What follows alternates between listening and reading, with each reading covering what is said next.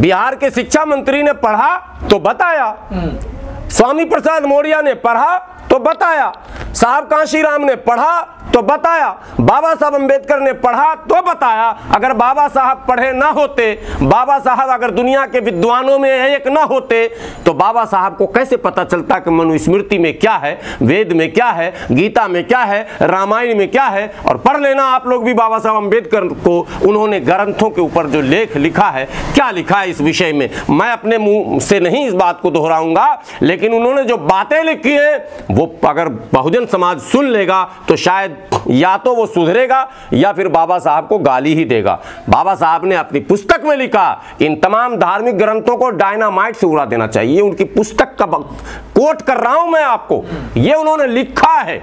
साहब पढ़ेंगे तभी तो समझेंगे, तो मैं तो स्वागत करता हूं, आप पढ़ाइए, आप सारे धार्मिक पुस्तकों को पढ़ाइए। लोग पढ़ेंगे तो जानेंगे कि यह पुस्तकों में लिखा क्या है, क्या यह संस्कार निर्माण के लिए है या फिर समाज बिगाड़ के लिए है। यह भी तय तभी होगा जब हम उन पुस्तकों का अध्ययन करेंगे। अब एक दो बाबा नहीं है बागेश्वर के, कई बाबाओं की एक मंडली है जो टीवी पर, यूट्यूब पर, टोटल सोशल साइट पर और मंचों से भी, सार्वजनिक मंचों से भी लगातार कह रहे हैं कि भारत को हम हिंदू राष्ट्र घोषित कर कर रहेंगे। आपको याद होगा, आप मीडिया के लोग हैं, कुछ बाबा ऐसे हैं जिन्होंने संसद भवन के पास यानी कि जंतर मंतर पर जाकर कहा, टाइम भी बता दिया, डेट दे दिया कि हम जो है अमुक तारीख को हिंदू राष्ट्र घोषित करेंगे, और वो बाबा खुलेआम घूम रहा। मतलब क्या होता है, ये मतलब समझना होगा आपको। कोई ये कहे कि मैं नहीं मानता संविधान को, मैं हिंदू राष्ट्र घोषित करूंगा, और वो आजाद घूम रहा है, इसका मतलब सत्ता पर बैठे लोग भी हिंदू राष्ट्र को मौन स्वीकृति प्रदान कर रहे हैं, और बहुजन समाज के लोग खामोशी से अगर बैठे तमाशा देख रहे हैं, तो याद रखो तमाशा देखने लायक भी तुम नहीं रह पाओगे। ये तो आप बाबा की बात बता रहे हैं। जो कोई बीमारी जो शुरू होती है, अगर समय पर उसका इलाज न किया जाए तो वो नासूर बन जाता है, नासूर, वो फिर लाइलाज हो जाता है, फिर उसका इलाज फिर उसका मुमकिन नहीं होता, संभव नहीं होता है, डॉक्टर जवाब दे देता है। आज जिस दौर पे हम गुजर रहे हैं, केंद्रीय मंत्री गिरिराज सिंह का बयान आता है और वो बयान देते हैं कि हिंदू राष्ट्र जो है हमारा भारत है, ऑलरेडी है, वो ये कह रहे हैं, और कई राज्य के मंत्री कहते हैं कि हिंदू राष्ट्र बनेगा, बनाएंगे। मतलब आप गणतंत्र दिवस पर झंडा क्यों फहरा रहे हैं? आपने तो अपने कार्यालय पे झंडा 70 सालों तक नहीं फहराया था। आप देश के आंख में धूल झोंकने का काम कर रहे हैं। अगर आपकी आस्था संविधान पर है तो फिर आप हिंदू राष्ट्र, मुस्लिम राष्ट्र, सिख राष्ट्र, खालिस्तान, पाकिस्तान, ये क्या मतलब है? जो लोग मैं कह रहा हूं मीडिया से भी, जो लोग कहते खालिस्तान की बात करते हैं वो देशद्रोही हैं, अपराधी हैं। जो लोग शरिया की बात कर रहे हैं भारत में, वो देशद्रोही हैं, अपराधी हैं, जिन लोगों ने 2047 की बात कही थी। और जो लोग हिंदू राष्ट्र की बात कर रहे हैं वो भी देशद्रोही हैं, अपराधी हैं। भारतीय संविधान में इन लोगों के दंड का जो है इंतजाम है, और मैं सरकार से विनती करता हूं और आम बहुजन के नेताओं से कि सरकार को आप घेरिए कि भाई ऐसे लोगों पर लगाम लगाने के लिए उन्हें दंडित करना चाहिए। बागेश्वर धाम एक नहीं है, जितने धाम हैं जो जेल में बंद हैं बड़े नामचीन नेता, उनके धाम में भी आप चले जाते, बहुजन समाज ही वहां आपको मिलेगा। आप गंगा स्नान में चले जाइए, वही मिलेगा। यही तो दुर्भाग्य है हमारा कि हमारी लड़ाई दम वहीं तोड़ती है जहां धर्म जो है सर चढ़कर बोलता है। मुसलमानों के एक गिरोह को सक्रिय कराया गया आरएसएस की तरफ से, मौके मौके पर टीवी के माध्यम से, टीवी पे डिबेट पर जाने के लिए मौलानाओं का विरोध क्यों समाज में हो रहा है? इसीलिए तो हो रहा, चूंकि समाज में मैसेज जा रहा कि मैच कहीं ना कहीं फिक्स हो रहा, मौलाना से बयान दिला जाए। एक मौलाना हमारे हैं, टीवी पर जाते हैं, बहुत प्रसिद्ध हैं, उन्होंने बयान दिया एएनआई को बुलाकर कि भाई तुमने मंदिर बना ली, तुम 2024 में उद्घाटन करोगे, हमारी आने वाली नस्ल जो है उस मंदिर को तोड़ के मस्जिद बनाएगी। मतलब सोए हुए को भी आप जगाने के लिए प्रोवोक कर रहे हैं आप। ये मुद्दा बनाए रखने के लिए 2-4 टोपी वाले, 2-4 दाढ़ी वाले, 2-4 चंदन टीका वाले और 2-4 बहुजन समाज के नेता, रामदास अठावले जैसे नेता और उनके जैसे और दूसरे नेता लगातार मुद्दे में सिर्फ धर्म को बनाकर रखते हैं। हमेशा कभी गीता पर बहस, कभी रामायण पर बहस, कभी महाभारत पर बहस, कभी क्या कहते हैं अयोध्या पर बहस, कभी मथुरा पर, कभी काशी पर, हिंदू मुस्लिम करके माहौल ऐसा बना दिया कि अब कोई भी रोजी रोटी, पढ़ाई लिखाई, दवाई, मान सम्मान का और अधिकार की बात ही नहीं करता। जबकि संकट में न धर्म है और न धर्म था न धर्म रहेगा। संकट में तब भी लोगों के अधिकार थे, तब भी लोगों का मान सम्मान था, चप्पल सर पर लेकर चलना पड़ता था।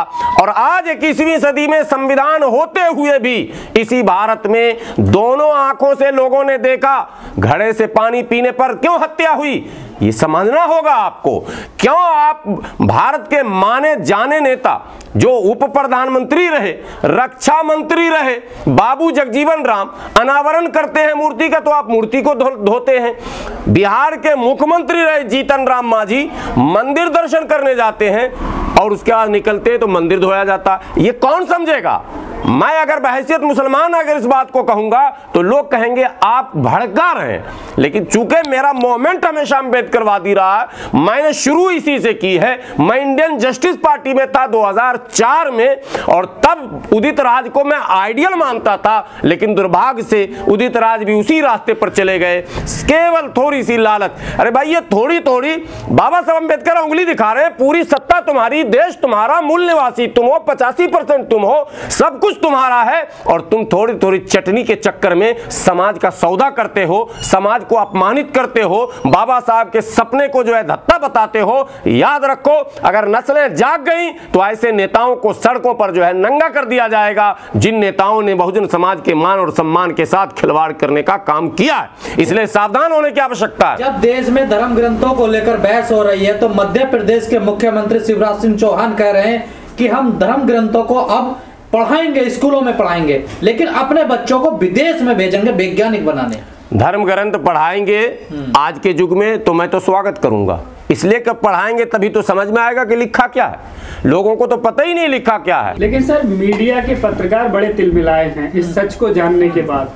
सच कड़वा तो होता ही है और सच उनको पहले पता था, जानना नहीं है। जानने ना जानने वाला वर्ग वही है जो बहुजन समाज है, वंचित समाज, उसको नहीं पता था। वो तो बस पर पाए लागी पंडित जी, इससे आगे बेचारे पंडित जी को सब पता था। अभी एक पंडित जी हैं, बहुत बड़े कथावाचक हैं, देवकी नंदन, आप लोगों ने सुना भी होगा। 10 क्लिप उनके अभी मेरे पास अभी मौजूद हैं जो कह रहे हैं कि पेशाब करने जाओ तो पानी लेना चाहिए, हमारे लोगों को पता ही नहीं है। आपके पास वो क्लिप है या नहीं? उन्होंने 12-14 ऐसे क्लिप दिए हैं जो इस्लाम ने जिसका आदेश किया। मैं अभी इस्लाम का पक्ष रखने नहीं जा रहा हूं, मैं ये कह रहा हूं कि जब ये बातें आपके पुस्तक में थी तो आपने सदियों आप कह रहे हो कि सबसे पुराना हमारा धर्म है, तो खड़े खड़े मूतना आपने क्यों सिखाया? ये अब सवाल आपसे हम करेंगे ना। इसका मतलब धार्मिक पुस्तकों में जो लिखे हुए थे वो आपने छुपाया। हजारों ऐसे प्रवचन करते करते इनके मुंह से सच्चाई कभी कभी खुद निकलता है। ये पढ़ने नहीं देते, धार्मिक पुस्तक इनके यहाँ पढ़ना अपराध है। अगर पढ़ना अपराध ना होता तो फिर जुबान काटना, अंगूठा काटना, हत्या करना, मैं नाम बताऊंगा क्या? आपको नहीं पता है शंभू की हत्या क्यों हुई? अगर भगवान राम की उन जीवनी को पढ़ेंगे तो आप शंभू की हत्या को कैसे छोड़ देंगे? आप एकलव्य के अंगूठे को कैसे भूल जाएंगे? ये सारी चीजें आपको समझनी होंगी। तो ये अब अगर सरकार कहती है कि हम धार्मिक पुस्तक पढ़ाएंगे तो मैं हाफिज गुलाम सरवर, मैं सरकार के इस कदम का स्वागत करता हूं। और पढ़ाएंगे क्या ना, सवाल ये है ना, चीजों को छांट के पढ़ाएंगे या फिर जो लिखी गई वाकई में हकीकत उसको एक बार सिर्फ पढ़ने दीजिए। जब तक पढ़ेंगे नहीं, वो पढ़ाएंगे तो संस्कृत भी पढ़ाएंगे ना।